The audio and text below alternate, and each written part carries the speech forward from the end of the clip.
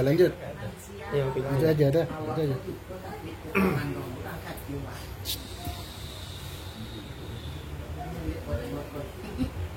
Di sini gitu.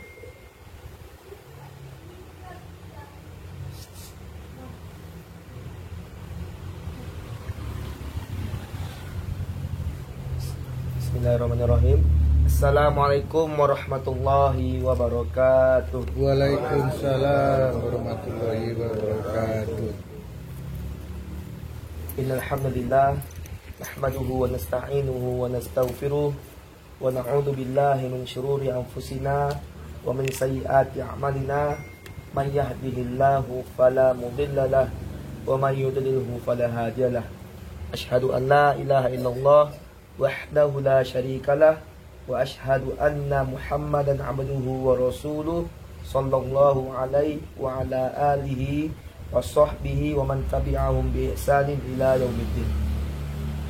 Alhamdulillah, marilah senantiasa kita tingkatkan puji dan syukur kita kepada Allah Subhanahu wa taala atas karunia dan nikmatnya kita bisa sampai di rumah ini dalam agenda rutin wirid rutin keluarga besar Sekilir.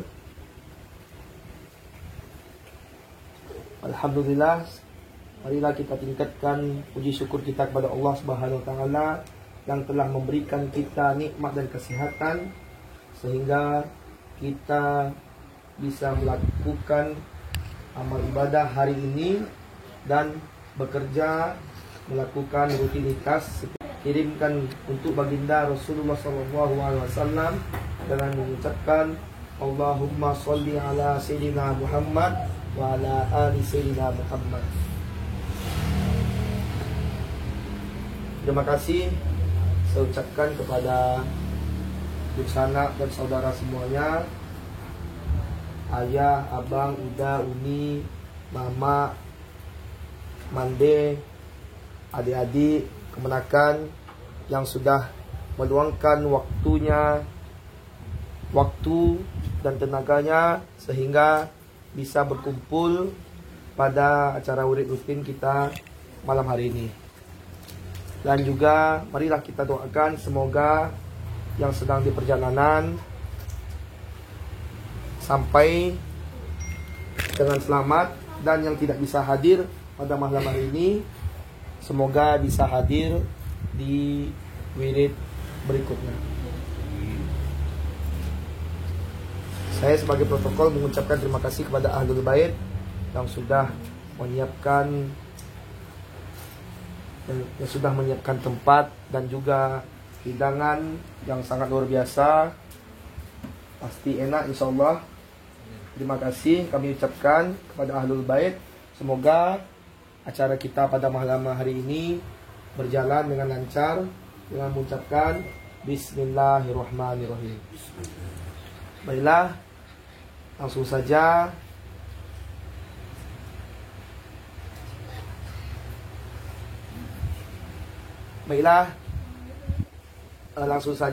kita persilahkan kepada Al-Ustadz Yaya sekaligus Ahlul Bait untuk menyampaikan tausiahnya pada malam hari ini.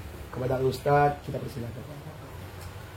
Bismillahirrahmanirrahim. Assalamualaikum warahmatullahi wabarakatuh. Waalaikumsalam warahmatullahi wabarakatuh. Alhamdulillahi rabbil alamin. Allahumma salli wa sallim ala sayyidina Muhammadin abdika wa rasulik wa ala al-mu'minina wal mu'minat wal muslimina wal muslimat. Alhamdulillah, bapak-bapak, nenek, mama, ponakan, sepupu dan sebagainya, saudara-saudara yang dimuliakan oleh Allah Subhanahu wa taala. Kembali kita bersyukur kepada Allah Subhanahu wa taala. Pada hari ini Allah Subhanahu wa taala pertemukan di rumah ini dalam rangka bersilaturahmi. Mudah-mudahan kita mendapatkan fadilah silaturahmi, dipanjangkan umur dan juga diberikan kesehatan. Amin amin ya rabbal alamin. Bapak, Ibu, Mama, saudara-saudara yang dimuliakan oleh Allah Subhanahu wa taala. Adapun tema kita hari ini adalah yang berhubungan dengan pertolongan Allah. Banyak manusia pada saat ini menginginkan bagaimana mendapatkan kemudahan, mendapatkan ketenangan, kenyamanan. Namun kalau kita melihat kisah dari nabi-nabi terdahulu, bisa kita ambil apa modalnya. Dahulu Nabi Musa alaihissalam pernah ditanya oleh Allah Subhanahu wa taala. Kisah dalam Al-Qur'an ada. Ketika beliau memegang tongkat, maka ditanya oleh Allah, apa itu yang kamu pegang? Maka dia terangkan, beliau sampaikan adalah asai, tongkat dia. Maka diterangkan Nabi Musa bahwasanya tongkat ini untuk bersandar, untuk mengambil makanan untuk hewan ternaknya, untuk menghalau hewan ternak dan sebagainya. Maka Allah perintahkan tongkat itu untuk dilempar, maka berubah menjadi ular yang besar. Pada saat itu ada penyihir-penyihir yang pandai untuk merubah tali buhul-buhul tadi menjadi seolah-olah seperti ular. Maka Nabi Musa alaihissalam melemparkan tongkat tadi, berubah menjadi ular yang besar. Maka ular yang besar tadi disuruh tangkap oleh Allah. Maka Nabi Musa mau pakai alas. Kata Allah, jangan, langsung. Nah, beliau mau tangkap dari ekor, tidak dari kepala, kata Allah. Maka Nabi Musa alaihissalam pun menangkapnya dari kepala. Maka berubahlah ular yang besar tadi kembali menjadi tongkat. Maka ditanya oleh Allah lagi, apa yang kamu pegang wahai Musa? Maka Nabi Musa alaihissalam mengatakan, terserah engkau ya Allah. Mau engkau katakan tongkat, mau engkau katakan ini ular, aku tak tahu. Seperti itu. Jadi Bapak, Ibu, Mama, saudara yang dimuliakan oleh Allah Subhanahu wa taala, awal mulanya kita ini ingin mendapatkan pertolongan Allah, kemudahan dalam kehidupan kita, kenyamanan adalah bagaimana kita serahkan kepada Allah apa yang kita tampak. Kita nampaknya ini nampaknya bermanfaat, belum tentu bermanfaat. Ini nampaknya bagus, belum tentu bagus. Karena yang Maha Tahu adalah Allah. Karena apa? Kalau kita yakin kepada kekuatan kita, kehebatan kita, kepadaan kita, ini ibrahnya, pelajaran dari Nabi Musa alaihissalam. Apa itu? Tongkatnya itu ternyata bisa, kata Allah, berubah jadi ular. Bisa membahayakan dia. Jadi yang nampaknya bermanfaat bisa berubah. Jadi yang pertama adalah mentauhidkan Allah. Ya. Jangan sampai tergoda dengan yang nampak. Terkadang manusia ini masih mengutamakan kekuatannya, kepandaiannya, hartanya, kekayaannya, dan sebagainya, seolah-olah ini bisa menyelesaikan seluruh masalahnya. Tidak. Yang bisa menyelesaikan masalah kita, yang bisa menolong kita, memudahkan kita adalah Allah. Ini tauhid kita benarkan dulu. Mengapa? Karena awal daripada pertolongan Allah itu datang, janji Allah dari sabda Rasulullah, dari Al-Quran itu, tauhid dibenarkan dulu. Maka ini dalam surah Al-Ikhlas, qul, katakanlah, huwallahu ahad, Allah adalah satu. Artinya tidak ada yang berhak disembah kecuali Allah. Tidak ada yang berhak kita minta pertolongan kecuali Allah. Allahus samad, Allah adalah tempat bergantung.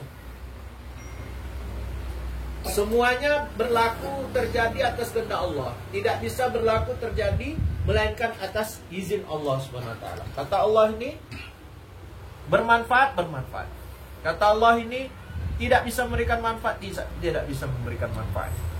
Kemudian lam yalid wa lam yulad, yang mana Allah tidak melahirkan dan tidak dilahirkan. Walam yakul lahu kufuwan ahad.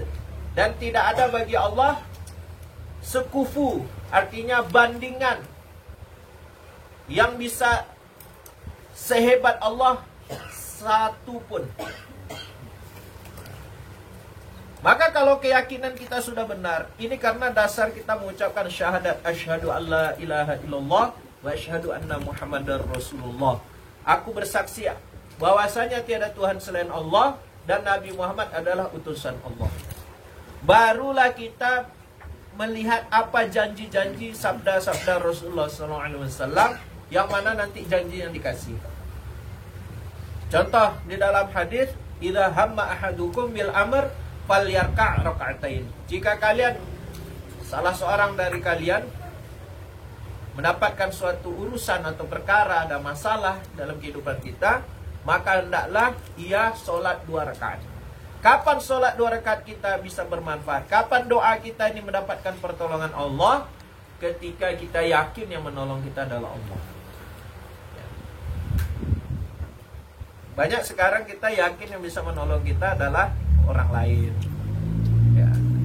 Orang yang kita anggap bisa menolong kita adalah orang yang lebih kuat, orang yang banyak hartanya, orang yang berpengaruh, orang yang berada di pimpinan politik. Tidak bisa menolong. Ya. Yang bisa menolong adalah Allah. Kalau keyakinan kita sudah jelas, yakin kita sudah benar, barulah kita beralih kepada apa yang dianjurkan oleh Rasulullah, sholat 2 rakaat, nanti Allah tolong. Ya. Ada lagi yang diajarkan Rasulullah kepada sahabat ketika mendapatkan masalah, ucapkan Allahu Rabbi la usyriku bihi syai'a. Allah, itu pun Allah adalah Rabb aku, tidak ada sekutu baginya. Artinya tidak ada yang sebanding dengan Allah yang bisa menyelesaikan masalah saya. Nah. Yang kedua, ini terkadang kita belum sanggup. Ketika kita sudah buat ini semua, yakin kepada Allah, betulkan tauhid, sholat 2 rakaat, doa, tapi kok belum ada juga. Ini adalah kesabaran tadi, memperbesar pahala tadi. Banyak orang tidak paham dengan hal ini. Dia kira apa yang diinginkan langsung dikasih, itu berarti ditolong Allah. Kalau nggak dikasih, nggak ditolong. Tidak seperti itu konsepnya. Ditolong Allah ketika kita sudah yakin kepada Allah, berdoa, sholat 2 rakaat, hasilnya apa? Itulah pertolongan Allah. Mengapa? Karena Allah tahu apa sebaliknya. Apa yang akan terjadi di akhirat pun pahalanya dibesarkan. Bahkan di dalam kitab Fadilah Sedekah, doa yang belum dikabulkan, seandainya musibah datang, tidak jadi datang kepadanya karena dia rajin berdoa, digantikan. Karena banyak di dalam kehidupan kita manusia yang kena tipu, yang sakit, yang jatuh, yang dipukul orang, ya, yang difitnah, macam-macam musibah kejadian yang didapat. Maka orang yang rajin berdoa, insya Allah Allah hilangkan segala macam musibah-musibah yang akan datang ke dalam diri.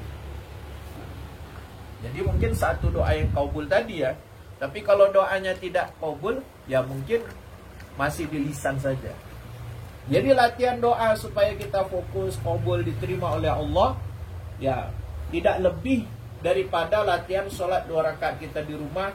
Mungkin cari waktu di sholat duha, di sholat tahajud, sholat sunat. Boleh sholat sunat mutlak hanya mencari pahala. Takbir, Allahu Akbar dalam hati kita, sengaja aku sholat sunat 2 rakaat. Sudah mendapatkan pahala 2 rakaat. Maka latihan kita adalah bagaimana dalam sholat kita ini adalah mengingat Allah, takut kepada Allah. Ya. Mengingat Allah, di dalamnya ada takut kepada Allah. Banyak di antara kita sholatnya pikiran kemana-mana. Ya. Sholatnya teringat pekerjaan. Sholatnya teringat apa yang mau dikerjakan setelah ini. Sholatnya mengingat uang yang baru terkumpul. Sholatnya teringat masalah-masalah yang sedang dihadapi. Bagaimana mungkin dia mendapatkan doa yang makbul? Karena sholat itu sendiri artinya doa. Jadi caranya bagaimana? Khusyukkan. Ya. Timbulkan rasa takut kepada Allah di dalam solat tadi. Ingat kepada Allah. Kalau seandainya ini muncul di dalam diri kita, maka insya Allah solat kita ini bisa mendapatkan ketenangan. Doanya bisa mendapatkan ketenangan. Ada orang yang berzikir subhanallah, subhanallah, tapi matanya kemana-mana. Itu menambah pahala lisan saja. Tapi kalau mau mendapatkan manfaat ketenangan hati tadi, ala bidzikrillahi tatma'innul qulub. Kalian ketahuilah bahwa dengan berzikir kepada Allah hati akan menjadi tenang, maka berzikirnya dengan hati. Apa yang dikatakan subhanallah dari lisan, maka di hati kita mengatakan maha suci Allah, artinya Allah sepi dari berbagai macam aib ataupun kekurangan. Maka yang kita rasakan nikmat makan, minum, tidur, bekerja, ada uang, penghasilan, ya bisa tidur nyenyak. Ini adalah alhamdulillahnya kita, bukti subhanallahnya Allah. Maha sucinya Allah itu dengan cara kita memuji nikmat yang Allah telah berikan kepada kita. Maka semakin besar dia mengucapkan subhanallah, semakin terbayang nikmat yang Allah berikan kepada dia. Maka orang yang seperti ini bagaimana mungkin tidak khusyuk dalam berdoa? Pasti khusyuk doanya. Cuma tadi pertanyaannya, apakah menjadikan suatu pertolongan itu ada atau tidak dengan terkabul langsung atau tidak? Tidak seperti itu. Ya. Ada di dalam bab istikharah.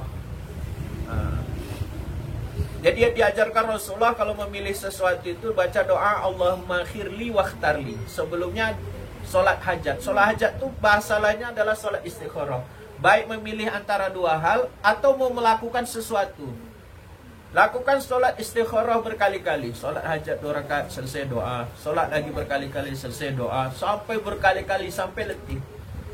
Setelah itu doa Allahumma khirli wakhtarli. Ya Allah berilah kebaikan untukku dan pilihkanlah kebaikan untukku. Ketika itu apa yang condong di dalam hatinya, nampaknya matanya mengatakan ini jelek, tapi hatinya dibuat condong ke situ dan langkahnya diarahkan ke situ. Itulah hasil dari istikharahnya. Jadi mata bisa menipu, tapi hati kita dan perlakuan kita, apa yang diarahkan oleh Allah, itulah jawaban daripada istikharah kita. Permasalahan berikutnya, bukan hanya kita tidak sabar dengan hasil dari doa tadi, permasalahan berikutnya kita belum sungguh-sungguh dalam berdoa. Kalau di zaman Rasulullah, zaman sahabat dulu, kalau melakukan sholat sunat itu berkali-kali. Misalnya mendoakan keluarga, mendoakan anak, mendoakan siapa saja untuk berubah, dapat hidayah. Kita baru sholatnya 2 rakaat. Sudah kita katakan sih sudah doa. Kalau orang dulu sholatnya bisa dikatakan berpuluh-puluh kali. Bisa beratus-ratus kali. Hari ini misalnya 50 rakaat, besok 50 rakaat. Artinya nampak keletihannya di situ. Ya. Sampai dia mendapatkan letih tadi dia berdoa. Kalau ditanya orang bekerja ya, di perusahaan, di pabrik, apakah dia kerja dari pagi sampai sore atau dari siang atau sore sampai malam, di tengah-tengah dia baru bekerja 5 menit dia katakan sudah kerja? Saya kan udah kerja 5 menit. Atau dia 10 menit saya kan udah kerja, pamit dulu. Gak bisa. Itu untuk mendapatkan uang yang kita pakai di dunia saja. Orang kerja harus on time, sungguh-sungguh tepat waktu. Kita mau mendapatkan pertolongan Allah, hidayah dari Allah, sholatnya cuma 2 rakaat. Masuk tidak? Kita mau mendapat hal yang mahal, yang sesuatu yang berharga, tapi kita ngerjakannya sedikit. Contoh gini, kita membiayai sekolah anak mahal, sedekah kita sedikit. Kita mau pengen anak kita bagus berubah, seimbang tidak? Yang zahir kita kerjakan dengan yang asli Allah yang merubahnya nggak seimbang. Ini yang menjadi permasalahan kita pada saat ini. Mengapa keyakinan kita ini tidak bertambah? Karena apa?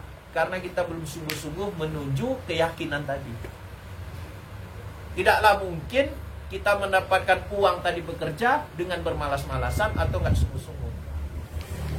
Begitu juga tidaklah mungkin kita mendapatkan hidayah dengan bersantai-santai, mendapatkan pertolongan Allah dengan bersantai-santai. Jadi kesimpulannya, mama saudara yang dimuliakan oleh Allah SWT, di zaman dulu sahabat bersungguh-sungguh di dalam amal, di dalam doa, dalam baca Quran, di dalam prasangka baik, di dalam sabar, di dalam memaafkan, di dalam merendahkan hatinya. Semua mereka dilebihkan semua. Tidak ada yang sahabat itu mengambil sesuatu amalan dari Rasulullah itu tanggung. Mereka ambil sepenuh hati. Makanya di dalam Al-Quran, wa ma umiru illa liya'budullaha mukhlishina lahuddin. Dan tidaklah diperintahkan beribadah kepada Allah itu dengan mukhlisin, dengan memurnikan lahuddin kepada agamanya. Artinya hatinya tulus.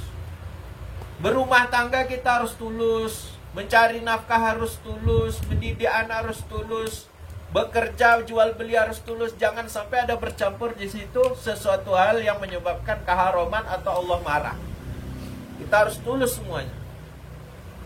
Contoh tulus tidak tulusnya kita, ya, dalam kesungguhan kita dalam membina keimanan kita dalam hal sedekah misalnya, bisa ketahuan kita kasih duit ke orang, kita ingat terus seumur hidup, ya kan? Tapi kalau kita untuk diri sendiri, makan minum, mau belanja berapapun, mau 100 ribu, 200 ribu, tak pernah kita ingat berapa di kedai ini, berapa habis sudah. Di kedai bakso ini udah berapa ratus ribu, tak berapa juta kita belanja. Kenapa gak kita hitung? Karena kita memenuhi nafsu kita tadi, kita gak pelit. Tapi ketika sedekah ke masjid, ke anak yatim, ke kurban, ingat kita, oh sekian saya pernah sedekah. Kenapa? Kita belum full, belum setulus hati dalam ibadah kita menuju Allah. Begitu juga dalam doa kita. Masih kita hitung-hitung, aku udah capek tadi malam doa. Belum tulus. Kalau orang tulus, dia pasti tidak pernah ingat keletihan dia di dalam ibadahnya. Tidak akan pernah ingat dia. Ngapa? Lupa.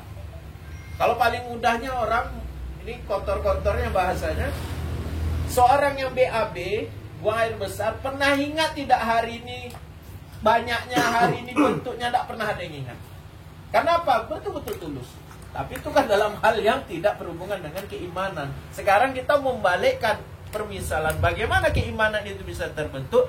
Ketika orang itu melakukan suatu ibadah, betul-betul tidak menghitung letihnya, dia berikan ini karena Allah, itu baru dihitung oleh Allah bahwasanya orang ini sedang menuju keimanan. Kalau orang seperti ini berdoa, maka Allah akan terima. Tapi kalau dia tidak betul-betul sungguh-sungguh dalam ibadah, masih menghitung-hitung dalam sedekah, menghitung-hitung dalam sholat, menghitung-hitung dalam letih-letih dalam silaturahmi, menghitung-hitung dalam segi memaafkan, berhitung-hitung semua dalam hal apapun dia dalam ibadah, masih dihitung-hitungnya. Ah rugi aku, ah capek aku, ah nggak maulah, ya. Akhirnya apa? Akhirnya dia belum mendapatkan janji Allah. Doanya belum mendapatkan sesuatu yang bisa menggetarkan arsy-Nya Allah. La ilaha illallahnya belum bisa menggetarkan arsy-Nya Allah. Kalau dulu pernah kejadian orang mengucapkan la ilaha illallah, itu arsy-Nya Allah itu bergetar. Kenapa? Dengan hati keimanan. Tiada ilah selain Allah. Tiada yang bisa menolong saya kecuali Allah. Yakinkan dalam diri kita. Baru sholat, baru doa. Mudah-mudahan kita semua, mama semua, saudara, diberikan sifat oleh Allah SWT sungguh-sungguh dalam ibadah kita, sungguh-sungguh dalam doa kita, sungguh-sungguh dalam sholat kita, baca Quran kita. Apapun hal kebaikan kita jadikan itu bentuk ibadah kita kepada Allah. Mengapa? Kita tidak tahu pahala kita yang mana yang besar. Kita buat aja dulu, ikhlaskan saja, mudah-mudahan mungkin semuanya itu dihitung semua ikhlas. Tapi kalau kita masih hitung-hitung, takutnya pahala kita bodoh, ingin dilihat orang lain, ingin dipuji orang lain, yang dibuat tidak seberapa. Tapi kalau kita kisahkan kisah orang terdahulu, ada yang masuk neraka, diseret wajah, dilempar ke neraka, itu kisahnya orang ahli sedekah, ingin dikatakan dermawan, Sedekahnya itu bukan 100-200 ribu atau 1 juta, 2 juta, puluhan juta, tapi jatuh miskin karena sedekah, cuma niatnya salah. Niatnya ingin dipuji orang lain, ingin dikatakan engkaulah ahli dermawan. Jadi sungguh-sungguh pun kita beribadah, tapi niat kita ingin dipuji orang lain, ria pun jadi kena juga masalah, jadi 0 pahalanya. Bahkan masuk neraka dia dengan sebab niat tidak betul. Jadi betulkan niat kita dalam apapun ibadah kita. Jangan ingin dipuji orang lain. Nggak enak lah dilihat Pak RT, nggak enak lah dengan dia. Jangan itu. Karena Allah. Ya. Berdagang kita jujur juga karena Allah. Berumah tangga kita jujur karena Allah. Jangan sampai ada yang berhubungan dengan ingin seperti sekarang ini, sosmed, ingin nampak dari luar nampaknya baik. Nah, seperti itu. Islam mengajarkan ketulusan murni, luar dan dalam sama, tidak dibuat-buat. Nah, jadi harapan kita, mudah-mudahan di umur kita yang tersisa ini, Allah SWT berikan pahala yang besar dengan ketulusan, doa-doa tadi, ibadah tadi, dan juga niat yang lurus tadi. Mudah-mudahan Allah terima hidup kita yang singkat ini. InsyaAllah, mudah-mudahan kalau kita saling doa mendoakan juga dalam keluarga kita juga, sekalian saling doakan, mudah-mudahan diberikan ibadah yang baik dalam kehidupan kita, matinya husnul khatimah. InsyaAllah di surga kita akan bersilaturahmi kembali. Karena amalan orang-orang ahli surga itu memang silaturahmi. Nah, jadi niatkan di dalam perjumpaan kita ini, kita juga di jauh-jauh tempat, di mana-mana kita saling doa mendoakan. Mudah-mudahan kita semua diberikan ibadah yang terbaik di sisi Allah dan husnul khatimah. Amin amin ya rabbal alamin. Itu saja. Mudah-mudahan Allah SWT berikan kepahaman hidayah kepada kita semua. Amin amin ya rabbal alamin. Mulai berdoa, Pak. A'udzu billahi minasyaitonir rajim. Bismillahirrahmanirrahim. Alhamdulillahi rabbil alamin. Hamdan yuwafi ni'amahu wa yukafi'u mazidah. Ya Rabbana lakal hamdu kama yanbaghi li jalalika wajhikal karim wa 'azimi sultanik. Allahumma salli wa sallim wa barik ala sayyidina Muhammadin abdika wa rasulik wa ala al-mu'minina wal mu'minat wal muslimina wal muslimat. Allahumma ighfir lana wa liwalidina warhamhuma kama rabbawna shighara. Allahumma ighfir li ummati sayyidina Muhammad sallallahu alaihi wasallam. Allahumma arham ummata sayyidina Muhammad sallallahu alaihi wasallam. Allahumma aslih ummata sayyidina Muhammad sallallahu alaihi wasallam. Allahumma farrij an ummati sayyidina Muhammad sallallahu alaihi wasallam. Allahumma hdi an-nas jami'a. Allahumma hdina wahdi bina waj'alna sababan liman ihtada.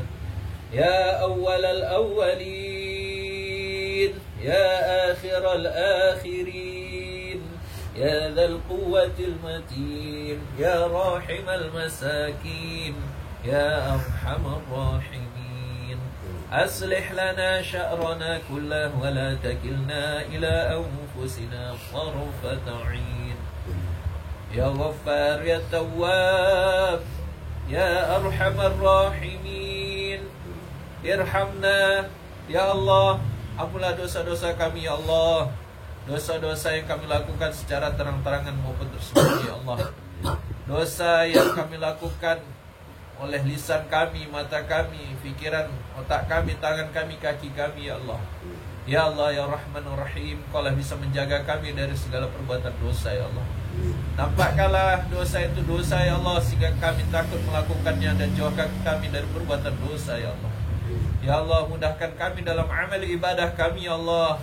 Menyempurnakan solat-solat kami ya Allah, dalam hal sedekah kami, dalam hal silaturahmi kami ya Allah, dalam muamalah kami, berjual beli kami, bekerja kami ya Allah, dan juga kami dalam bermasyarakat di sekitar rumah kami ya Allah.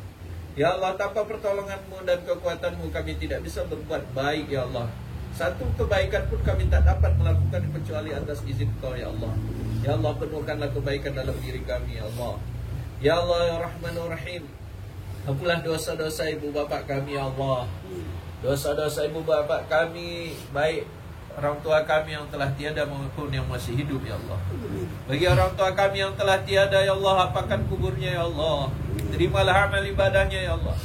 Balaslah seluruh kebaikan dan kasih sayangnya ketika kami masih hidup ya Allah. Ya Allah, jauhkanlah dari siksa kubur ya Allah. Berilah ketenangan mereka di dalamnya ya Allah. Ya Allah ya Rahmanur Rahim, masukkanlah mereka dalam surga-Mu ya Allah. Dan jumpakanlah kami dengan orang tua kami yang telah mendahului kami ya Allah. Bagi orang tua kami yang masih hidup ya Allah, berilah hidayah bercucuran ya Allah.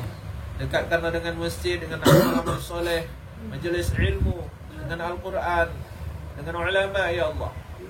Dekatkanlah mereka dengan nasihat-nasihat yang baik ya Allah. Ya Allah ya Rahmanur Rahim, bagi kami yang punya anak keturunan, jadikanlah anak keturunan kami anak-anak yang soleh-solehah ya Allah.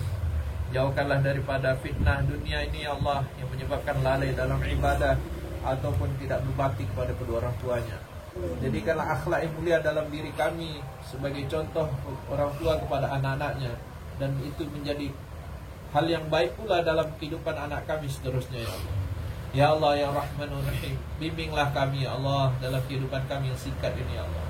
Tanpa bimbingan-Mu kami tidak bisa melakukan suatu hal yang Kau inginkan ya Allah, baik daripada amal-amal yang berhubungan dengan sifat Rasulullah SAW, kesabaran Rasulullah, sifat-sifat solehnya Rasulullah dalam diri beliau dapat menular dalam kehidupan kami. Ya Allah, kabulkanlah doa-doa kami ya Allah. Bagi saudara-saudara kami yang sakit, angkatlah penyakitnya.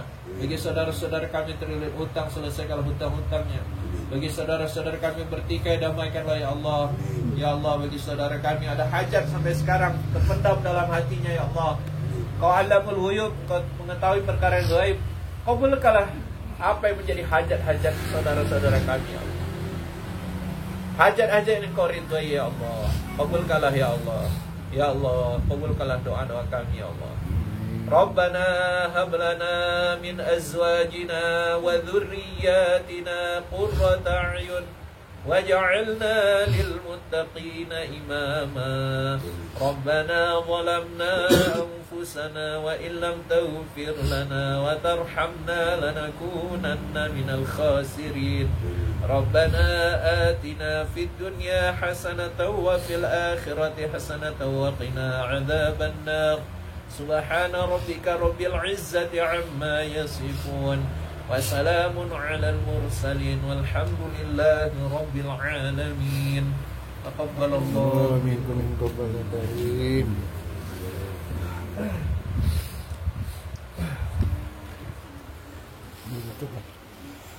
Lanjut.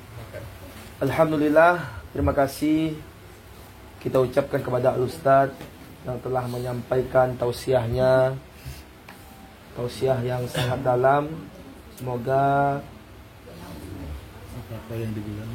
kita bisa mengamalkannya di kehidupan kita sehari-hari, dan semoga kehidupan kita menjadi lebih baik lagi ke depannya. Baiklah, alhamdulillah Ahlul Bait sudah menyiapkan hidangan yang sangat luar biasa pada malam hari ini. Marilah kita cicipi hidangan yang sudah disediakan oleh Ahlul Bait. Sekali lagi saya sebagai protokol mengucapkan terima kasih sebesar-besarnya kepada Ahlul Bait, dan terima kasih kepada sanak dan saudara yang sudah hadir pada malam hari ini. Mohon maaf apabila ada salah kata dan perbuatan. Assalamualaikum warahmatullahi wabarakatuh. Waalaikumsalam warahmatullahi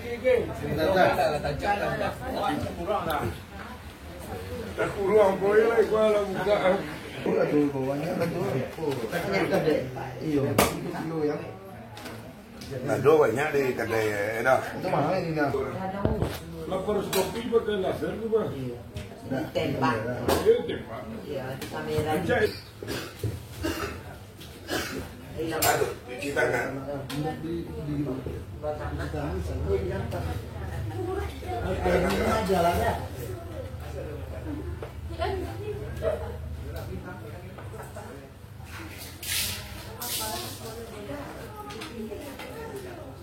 Siapa?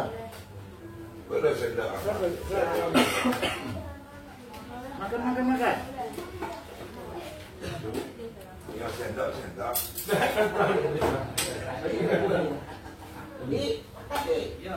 Boleh si panjang dulu mana?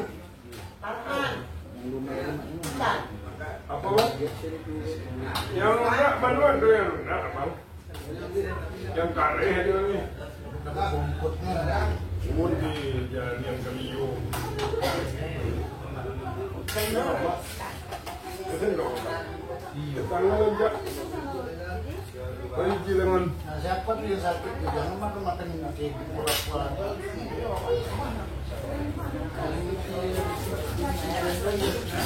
Itu deh. Kena lambung macam Jaya dulu. Jaya kan 4 bulan dulu. Iya, berapa makannya? Pakai tangan lah makan. Iya. Apa pakai tangan biji makan cuma panduan tu. Ya, mama.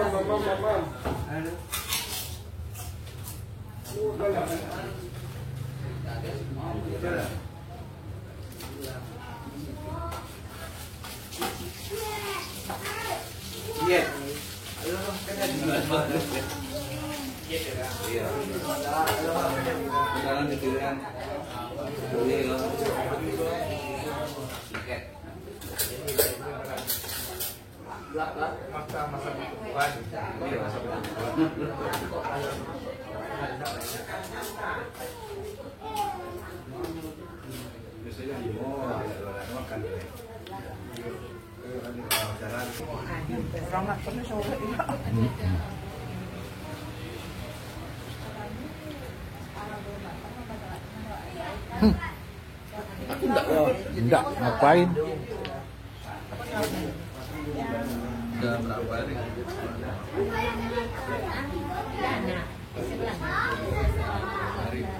Lomba. Ya.